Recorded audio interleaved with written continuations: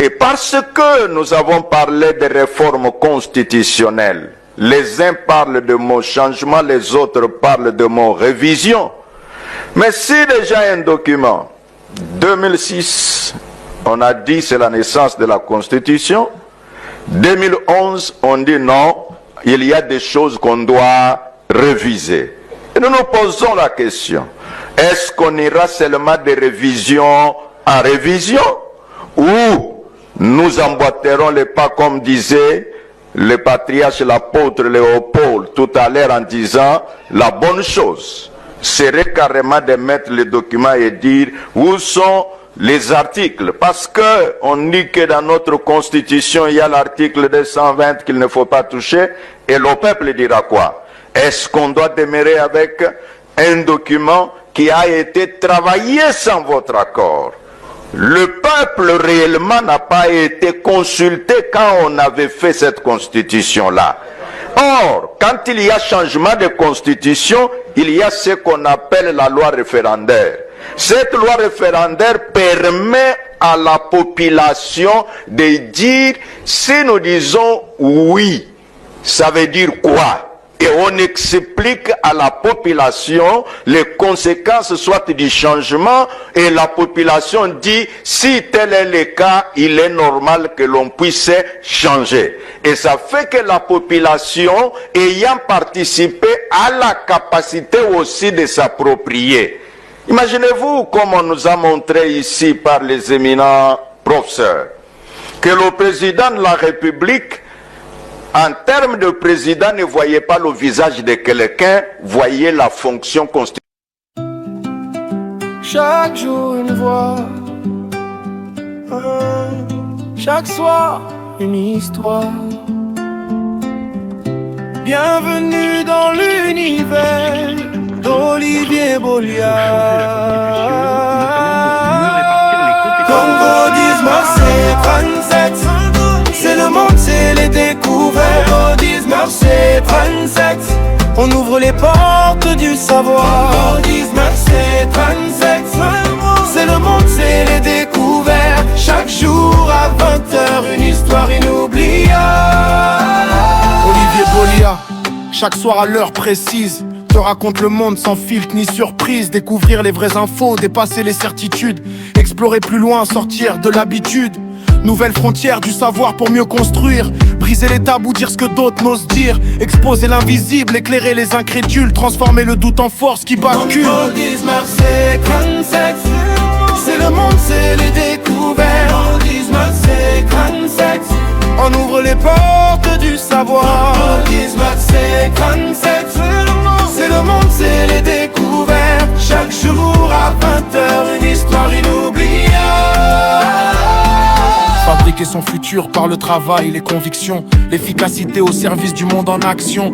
Agrandis ton espace, dépasse les frontières. Chaque idée devient une lumière dans l'univers. Abonne-toi, construis cet empire sans limite, aux frontières infinies où chaque voix s'invite. D'un simple clic, tu deviens partenaire de la vision. Un lien pour la vie, une même direction. Homme ou femme, peu importe ce que tu crois, ici la connaissance commence avec toi. Podcast Congo 1937, une voix qui t'unit pour comprendre, apprendre et avancer dans la vie. Congo 1937, c'est le monde, c'est les découvertes. Congo 1937, bien plus qu'un simple regard. Congo 1937. Bonjour à tout le monde, bienvenue au podcast 1957, je m'appelle Olivier. Alors, aujourd'hui, on va essayer un peu d'analyser le sujet du tribalisme. Le tribalisme en RDC est revenu, il y a vraiment une recrudescence de ces fléaux en RDC et beaucoup accusent le chef de l'État actuel, Félix Tshisekedi, d'en être le précurseur et voilà. Et tout récemment, à Kinshasa également, on a vu les clergés de l'église de Réveil, que certains dénomment aussi l'église de Sommet, et se sont réunis à Kinshasa, je disais, pour à soutenir les changements de la Constitution. Et nous savons très bien que dans l'Église de Réveil, 90% de ces, entre guillemets, hommes de Dieu sont de Balouba. La plupart des pasteurs et même la plupart des pasteurs qui étaient à cette réunion, en tout cas, il faut dire sans embâche que la plupart d'entre eux sont de Balouba, de pasteurs Balouba. Les églises à Kinshasa, comme on dit, sont essentiellement créées et dirigées par nos amis du Kassai. Alors, mais ce qui est assez triste, ce n'est pas le côté tribal qui dérange à première vue, mais c'est simplement de voir des gens, des pasteurs, d'abord qui sont, il faut le dire, des charlatans aussi, qui pillent les adhérents de leurs églises en leur demandant, taxant de payer les dîmes et offrandes. Mais tout cela contribue juste à renflouer la vie hédoniste de ces passeurs qui ont plusieurs copines, plusieurs voitures, plusieurs maisons. Alors, le problème aujourd'hui se pose également du fait que ces pasteurs Balouba, déjà critiqués pour leur immoralité dans la manière dont ils gèrent ces assemblées ecclésiastiques, mais également en politique où ils ont l'habitude de prendre des positions en faveur de la kleptocratie actuelle. La kleptocratie, bien sûr, un gouvernement de voleurs qui a à sa tête le président Félix Tshisekedi. Malgré que nous avons tous vu, sans embâche, encore une fois, le ministre des Finances venir devant les caméras sans se cacher, sans essayer d'offusquer quelque chose. Il a dit, voilà, lorsque l'argent arrive, ce que nous faisons, nous partagerons d'abord et on parle de projets après. Et malgré cela, malgré les détournements à répétition qui sont projetés dans les médias presque chaque semaine, presque chaque mois, ces pasteurs-là pensent que le changement de la Constitution est une chose ponctuelle. Aujourd'hui, en fait, l'idée, le secret de Polichinelle, c'est qu'ils veulent changer la Constitution pour maintenir le président Félix Tshisekedi au pouvoir. D'après eux, il a pas un mandat, il a une mission. Et on a même assisté à l'écoute d'imbécilité de l'ancien président du Parlement de Kinshasa qui pratiquement est en train de théoriser que, voilà, pour des raisons économiques, de planification, que le président Félix aurait besoin de plus de temps. Mais tous des Balouba, tous des Kassaïens, et tous pensent de cette manière-là. Bon, il faut quand même être aussi honnête qu'ils ont aussi essayé d'inclure quelques 2 ou 3 personnes qui sont non kassaïennes pour juste faire rendre leur spectacle un peu plus national. Mais c'est triste. On se demande jusqu'aujourd'hui. Et aujourd'hui, chers amis, j'ai été en train de revoir des documents de mouvements citoyens que nous avons créés à l'époque de Étienne Tshisekedi ici au Canada. Et j'ai regardé les membres de la direction. On était, je pense, à 7 et il y avait 6 Balouba et je les seuls non-Moluba qui faisaient partie. Donc vous voyez, ce n'est pas quelque chose que nous pouvons continuer à dire que c'est Félix Tshisekedi seulement qui s'appelait comme ça. Mais non, on commence à voir que c'est vraiment la façon de fonctionner de nos frères du Kasaï. Pour eux, voilà, c'est comme ça. Il faut d'abord servir les gens de la tribu au détriment des autres Congolais. Je ne pense même pas qu'ils nous considèrent comme leurs frères. Parce que je me rappelle même quand on faisait des réunions ici autour d'Étienne Tshisekedi, il y avait des choses qui étaient vraiment très insupportables. Donc vous allez en réunion avec tout le monde, et puis après, ils font leur propre réunion tribale entre eux. Et c'est comme ça que se formule des stratégies pour la prochaine réunion. Et qui met les autres participants vraiment en désavantage. Il y a même un gars qui m'a dit, tu sais quoi, lorsque nous faisions nos réunions entre nous, Balouba, et toi, Olivier, tu étais considéré, malgré que tu faisais l'ensemble du travail, tu étais considéré comme quelqu'un j'étais comme un espion, je sais pas, quelqu'un qu'il fallait à tout prix contrôler pour que je ne sois pas en vue. Et au Congo, c'est la même chose. Mais alors, on va aller où avec ça? En tout cas, dites-nous un peu, comment vous voyez le pays? Est-ce que pour vous, vous utilisez les discours national simplement pour avoir le pouvoir, mais dès que vous accédez au pouvoir, ça devient un pouvoir tribal. C'est comme ça que ça fonctionne chez vous. Mais il faut un peu plus de clarté pour que les gens comprennent. Sinon, on a vu avec Albert Kalonji, à l'aube de l'indépendance, il était parmi les premiers leaders à pratiquement a déclaré la sécession du gouvernement central de Lumumba. Donc, on est vraiment dans une sorte de questionnement. Est-ce que vous considérez les Bakongo, les Bangala, les Baswahili comme vos frères, ou bien pour vous, vous avez une autre vision de la nation? Mais pas, est-ce qu'il ne faut pas jouer le jeu non plus? Parce que vous montrez très clairement que vos affinités tribales passent avant les affinités nationales.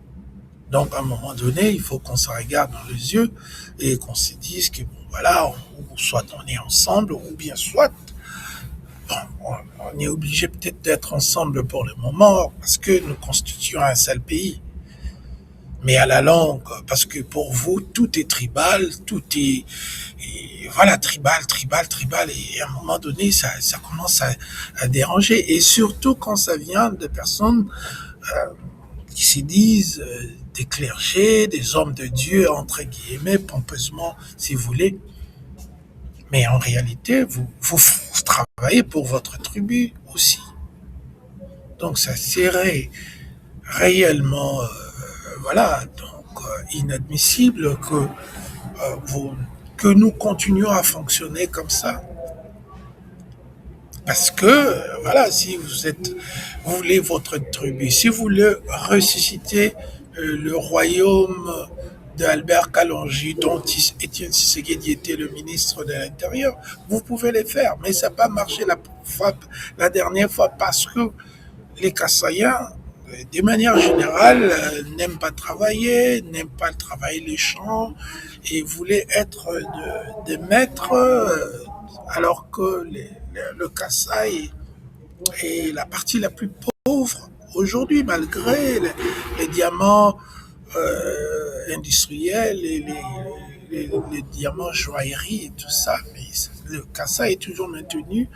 Et voilà, donc c'est pourquoi il faut recourir au charlatanisme, devenir des pasteurs, devenir des gourous, entrer en politique, chercher par tous les moyens, utiliser de faux diplômes pour aller plus loin de la vie. Non.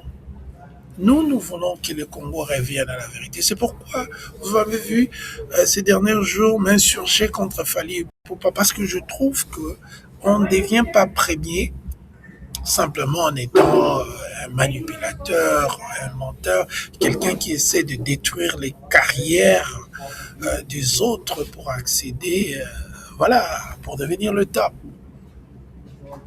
Non. Là où nous allons, et c'est là où il faut quand même mettre un peu plus d'emphase, nous allons vers le trépas, nous allons dans une direction qui va mal tourner. En se comportant comme ça, de manière tribale, vous êtes en train de réveiller les mêmes instincts chez les autres. Parce que tout le monde voit comment les nominations de Félix Tshisekedi sont à caractère tribal, et on voit vous encore les représentants entre guillemets de Dieu venir nous dire que bon voilà, on va changer la constitution. Est-ce que le problème du Congo c'est la constitution? Est-ce que la saleté qu'il y a dans la ville de Kinshasa, même à Limité où réside la famille de Tshisekedi, même à Gombe et tout ça, est-ce que la constitution doit venir, ou je ne sais pas comment le dire, mais est-ce que la prochaine constitution, lorsqu'elle arrivera, elle aura pour rôle de commencer à ramasser les poubelles, à mettre des ambulances dans la ville de Kinshasa, à faire fonctionner les pompiers pour que de plus en plus à Kinshasa, à cause de fluctuations de l'arrivage du courant électrique, ça crée des incendies presque épidémiques dans la ville de Kinshasa. Est-ce que tout cela sera résolu dès que nous aurions la nouvelle constitution? Non. Il faut quand même à un moment donné que vous dites au peuple congolais la vérité. La constitution n'est pas le problème. Le tribalisme en est un.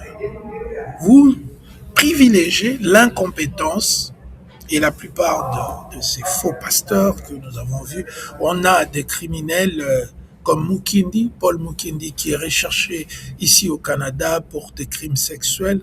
On a Mukuna qui pratiquement couche avec les femmes et les veuves de son assemblée. On a Ejiba que je connais, que j'ai interprété ici et que je connais qu'il est quelqu'un qui fonctionne pour l'argent. Et voilà, et Doudou Kamba, qui était l'organisateur de l'élection frauduleuse qui a conduit M. Félix Tshisekedi au pouvoir. Donc vous voyez, nous avons un ensemble de personnes sulfureuses, des personnes immorales qui manipulent les populations Luba surtout pour soutenir des aventures politiques qui vont aller dans le sens de ruiner notre pays. Chers amis, on doit réfléchir, on doit travailler ensemble, on doit faire de sorte que notre pays puisse sortir du gouffre, du trou. Et ça va demander à vous, nos frères Luba, de nous regarder dans les yeux. Est-ce que vous êtes des tribalistes? Est-ce que vous voulez un pays à vous? Est-ce que vous voulez dominer les gens sans travailler? Parce que si c'était le travail que vous avez envie de travailler, le premier point à travailler serait le Kasaï, c'est de développer les Kasaï. Pas en pillant les autres provinces, notamment le Katanga. Non, non. C'est très important que cette histoire de tribalisme, où ça cesse, où on va tous répondre de manière équitable à ce que... Non, c'est du tribalisme. Le tribalisme, Loba, c'est insupportable. j'ai de sœurs et de frères Louba qui sont modérés, qui me viennent, qui me disent Olivier, vous savez, on a écouté même un exemple de Ngoï Kassanji qui a dit clairement, écoutez, nous les Balouba, nous sommes des gars sympas, mais nous sommes des menteurs. Nous aimons beaucoup mentir.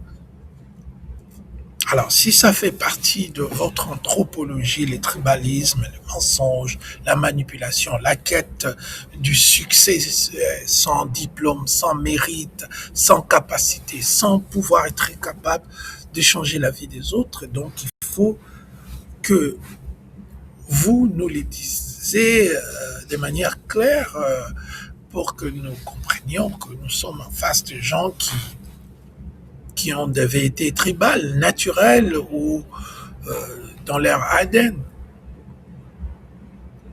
Ces pasteurs-là. D'ailleurs, ces pasteurs-là, vous, la plupart de Kassaye, vous allez dans ces églises-là. Et vous savez très bien que vous avez affaire de Moïse Numbi et de Mike Kalamba, des gens qui ont des vies bizarres. Des gens qui ont des vies bizarres, on a entendu on a vu de vidéos. Mais qu'est-ce qui se passe?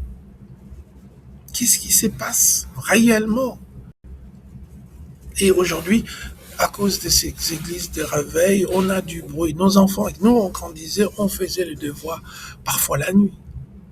Parce que, voilà, il y avait un calme à Kinshasa après 20 heures que tout était calme.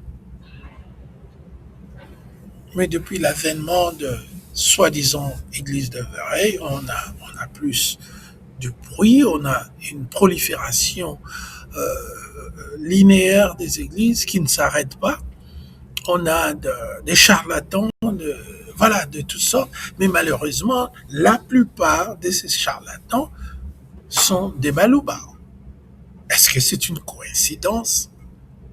Est-ce que je n'ai pas des données scientifiques ici à vous étaler pour expliquer, mais quand même, sur le plan empirique d'observation, nous observons et nous pouvons déjà, dans un premier temps, tirer des conclusions préliminaires que voilà, ça se passe dans tel coin du pays. Ces églises de réveil, de sommeil, branamistes, tout ça, ce sont les gens les Balouba qui entretiennent ces églises, ce sont eux qui soutiennent toutes les dictatures au moment de leur apogée, et lorsque la personne part, ils commencent à soutenir la personne qui remplace, et en disant ou en postulant avec les mêmes choses qu'ils avaient critiquées autrefois, et maintenant ils sont là pour soutenir. Voilà un peu ce que je voulais vous dire, parce que c'est un problème important, et je pense qu'on ne devrait pas le considérer comme le moindre. Et d'ailleurs, il faut absolument que nous commencions à en parler clairement, à tenir des réunions, des conférences avec nos frères pasteurs Balouba et leur demander carrément à quoi vous jouez. Vous jouez à quoi? Si vous n'aimez pas les Congolais, construisez votre pays, prenez vos histoires, allez au Kasaï. Et faites ce que vous voulez là-bas. Mais si vous voulez que nous soyons ensemble, c'est que nous désirons, que nous maintenions, continuions la vie commune avec toutes les factions, les regroupements tribaux que nous avons dans le pays. Mais simplement, nous sommes dans Ernest Renan. Nous sommes dans le plébiscite quotidien, c'est-à-dire le bon vouloir. Vous devez vouloir être avec nous. Si vous ne voulez pas être avec nous, il n'y a pas de problème. Comme je l'ai dit, ça a déjà été fait par Albert Kalonji en 1964. Vous avez quitté la République et vous êtes revenu à cause de la famine, à cause de la mégestion et à cause de la stupidité qui a entouré même cette sécession. C'est-à-dire, vous ne saviez même pas à quoi vous jouez. Comme aujourd'hui, les tribalismes que Félix Tshisekedi a instauré, il ne sait pas à quoi il joue. Beaucoup de gens parlent, ah non, Corneille Nangaa avait balkanisé, c'est faux. La balkanisation que nous avons aujourd'hui, c'est une balkanisation déjà ethnique. C'est déjà dans la tête, chez vous. Chez vous, vous nous avez déjà balkanisé. Pour vous, vous devez soutenir les mensonges, quelle qu'en soit la forme, aussi longtemps que c'est pour soutenir la kleptocratie de Félix Tshisekedi. Vous avez un fait choix de balkaniser idéologiquement le pays, de balkaniser tribalement le pays. Ce n'est pas un secret, les gens en parlent. Mais on est encore à ce stade où on vous pose la question de savoir, est-ce que vous voulez être avec nous? Est-ce que vous voulez continuer à maintenir votre présence dans l'union qu'on appelle la RDC? C'est à vous de répondre parce que nous considérons que vos comportements sont séparatistes, sont tribalistes, sont ethnocentriques, sont égocentriques et tout autour du pillage de la République que nous condamnons avec fermeté. Sinon, on devra revenir à Moïse Tshombe, les Katanga pour les Katangais, le ceci pour le cela.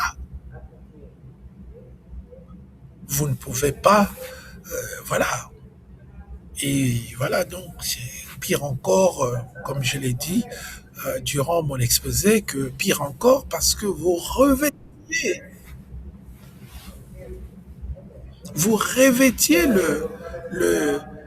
le postulat des hommes de Dieu, que vous venez au nom de l'amour, au nom de... Non, alors que vous n'êtes pas, semble-t-il, de personnes qui sont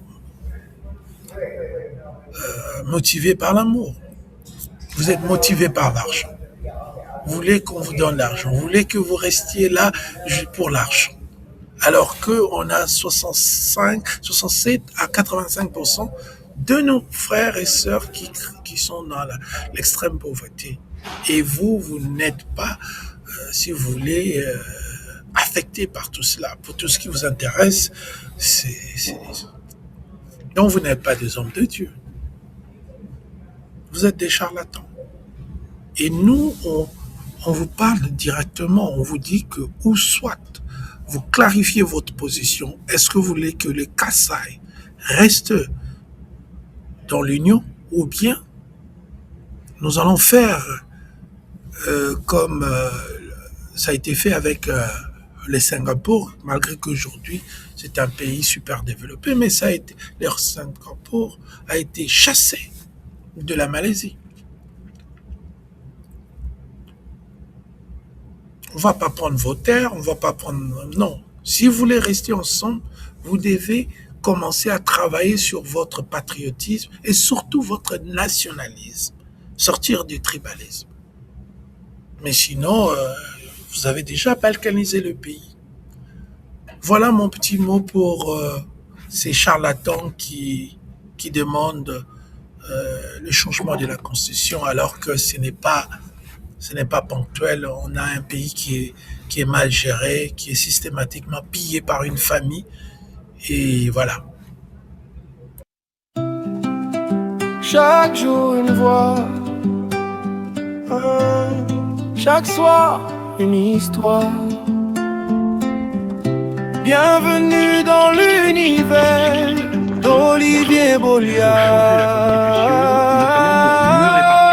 Congo 10 Marseille 37, c'est le monde, c'est les découvertes. Congo 10 Marseille 37, on ouvre les portes du savoir. Congo 10 Marseille 37, c'est le monde, c'est les découvertes. Chaque jour à 20h, une histoire inoubliable. Olivier Bolia, chaque soir à l'heure précise, te raconte le monde sans filtre ni surprise. Découvrir les vraies infos, dépasser les certitudes, explorer plus loin, sortir de l'habitude. Nouvelles frontières du savoir pour mieux construire. Briser les tabous, dire ce que d'autres n'osent dire. Exposer l'invisible, éclairer les incrédules. Transformer le doute en force qui bascule. Congo 10 Marseille 37, c'est le monde, c'est les découvertes. Congo 10 Marseille 37, On ouvre les portes du savoir. 1957, c'est le monde, c'est les découvertes. Chaque jour à 20h, une histoire inoubliable.